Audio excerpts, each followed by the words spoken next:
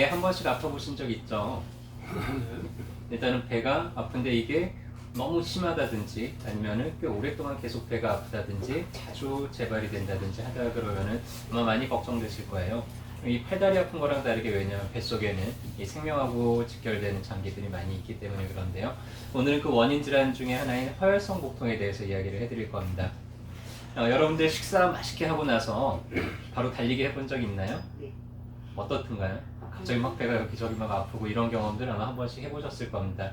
우리 위장, 소장, 대장 이 장들은요 음식물을 먹고 나면은 움직이기 시작을 해서 소화가 되면 멈춰 있어요. 그래서 항상 피가 가 있지 않습니다.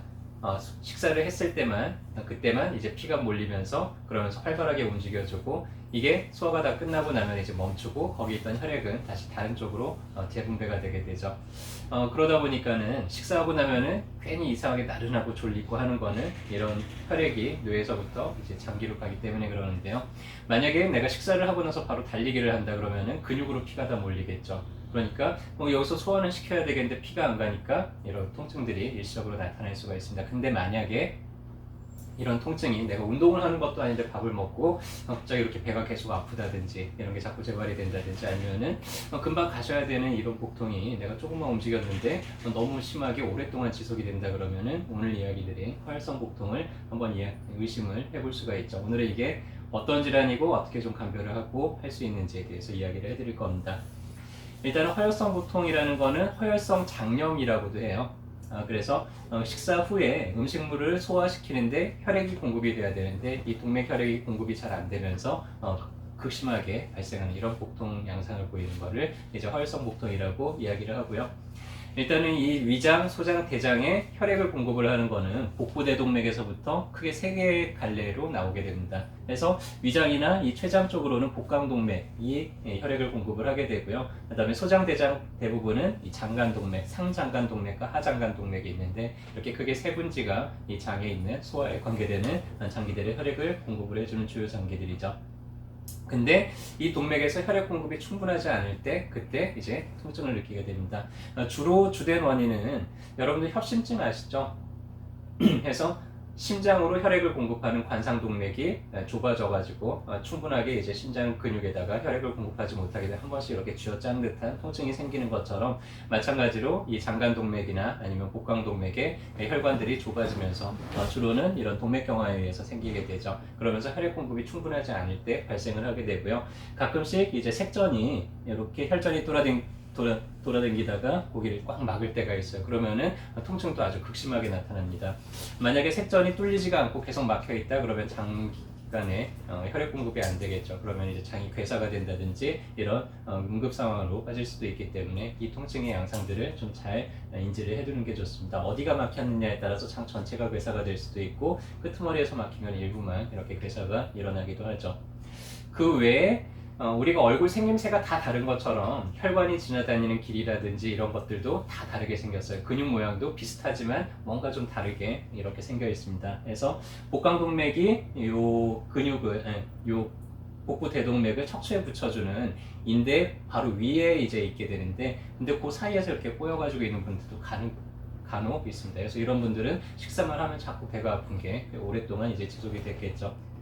그 외에 동맥류라든지 혈관염이라든지 아니면은 암으로 인해서 혈관이 눌린다든지 여러 가지 원인들이 있을 수 있는데 거의 대부분은 동맥이 경화가 돼서 좁아져 있는 게 문제가 됩니다. 통증 양상이 아주 독특하기 때문에 이 통증 양상만 알면은 금방 구별을 할 수가 있고요. 식사를 하고 나서 15분에서 30분 사이에 통증이 시작이 됩니다. 그리고 나서 이 통증은 소화가 완료되기까지 한 2~3시간 정도가 지속이 돼요. 막 경련을 일으키듯이 욱신욱신한 이런 종류의 이제 통증을 나타내게 되고요. 그리고 그럴 때 배를 눌러보면 광범위하게 다 아픈 그런 통증들의 특징들을 나타낼 때 이 질환을 한번 의심을 해볼 수가 있습니다. 그 외에 밥만 먹으면 배가 아프니까 이 사람들이 밥 먹는 게 두려워요. 과식을 하면 더 많이 아픕니다. 그러니까 음식도 조금씩 이렇게 먹을 수밖에 없어요. 그러다 보니까 체중도 자꾸 빠지게 되고요.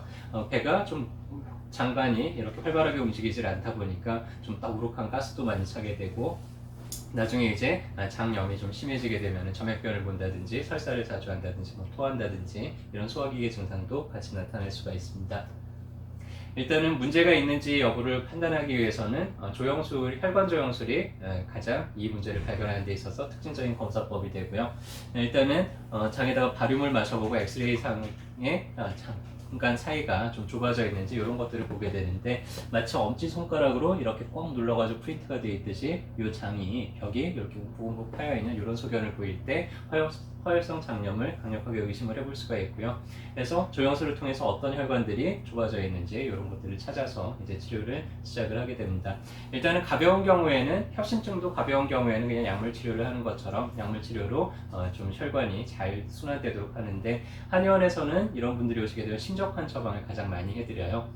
우리가 흔히 이제 동맥경화 때 이제 혈전용해제로 쓰이는 그런 약들, 아니면은 고지혈증을 떨어뜨리는 스타틴 계열의 약들보다 부작용도 훨씬 적으면서 거의 동등하거나 그거보다 더 우수한 그런 치료 효과가 있는데, 일단은 극심하게 복통이 일어날 때, 통증이 일어날 때 응급으로 그런 통증들을 좀 완화시키는 목적으로도 쓸 수가 있고요. 6개월 이상 꾸준하게 장복을 했을 때 그런 문제들을 많이 이제 완화시켜주고 예방을 하는 그런 효과들도 있습니다.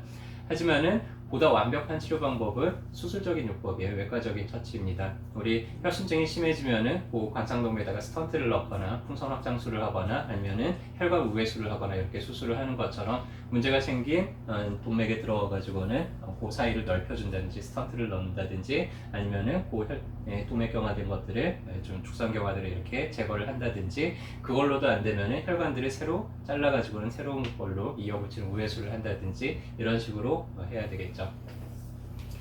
일단은 주의사항이 있는데, 만약에 내가 혈관이 문제가 있다, 혈관이 동맥경화가 있다, 어딘가 좁아졌다, 그럼 제일 먼저 하셔야 될 건, 만약에 내가 담배를 피고 있다 그럼 반드시 금연을 하셔야 됩니다. 가장 위험한 빈자가 하나를 꼽아라, 그럼 흡연이에요. 그래서 일단 내가 혈관 쪽에 그런 문제가 있다면 반드시 금연을 하셔야 되고요. 그 외에 혈관이 좀 좁아질 만한 그런 것들을 좀 피해 주셔야 돼요. 보통 이제 커피, 카페인 종류들이 말초혈관들을 많이 수축을 시키기 때문에 카페인 종류도 좀 끊어주시는 게 좋고요. 탈수를 시키는 것들, 해서 술 많이 마시면 우리 갈증 나잖아요. 그런 것처럼 알코올을 분해하는데 몸에 있는 수분들이 상당히 많이 필요하기 때문에 음주도 많이 피해 주셔야 되고, 스트레스를 받으면은 말초혈관들이 또 많이 수축이 되게 됩니다. 그래서 스트레스 받는 상황들도 많이 피해 주시고, 과식을 좀 피해 주시고, 이런 식으로 관리를 잘 해주시는 게 중요하겠죠. 그래서 오늘은 화혈성 복통에 대해서 이야기를 해드렸고요. 상당히 좀 드물게 보는 질환입니다. 그래서 모르고 있는 경우들이 많아요. 그냥 밥 먹었는데 왜 이렇게 배가 아프지 하면서 지나칠 수도 있는데, 이게 자칫하다가는 이제 장개사까지 이어지는 응급질환도 될 수 있기 때문에 꼭 이 양상의 특징적인 양상들을 좀 잘 이해를 해주셨으면 좋겠고요. 배가 아프다, 이게 자꾸 반복이 된다, 너무 심하다, 혹은 내가 배가 아픈데 막 열이 나요. 열이 막 38도, 9도 올라간다. 혹은 배가 아픈데 배를 도저히 내가 이 통증 때문에 아무것도 못할 정도로 좀 이렇게 가만히 이렇게 배를 숙이고 있어야지만 통증이 완화가 되지, 허리를 피지도 못할 정도로 너무 아파요. 혹은 배가 아프면서 소변이나 대변을 봤더니 피가 섞여 나와요. 이거는 응급질환일 가능성이 매우 높습니다. 그럴 때는 반드시 바로 진찰을 받아보시기를 바라고요. 그 외에 응급질환이든 아니든 아무튼 배가 아프다 그러면은, 만약에 여러분들이 나는 어깨동물 좋아하니까 어깨동물로 달려보시면 저희가 또 잘 감별을 해드리고, 만약에 저희 선에서 해결할 수 없는 문제가 발견이 되면 즉시 의뢰를 해드릴 테니까 그렇게 해서 여러분들 건강해지기는데 저희 강의들이 정말 보탬이 됐으면 좋겠습니다.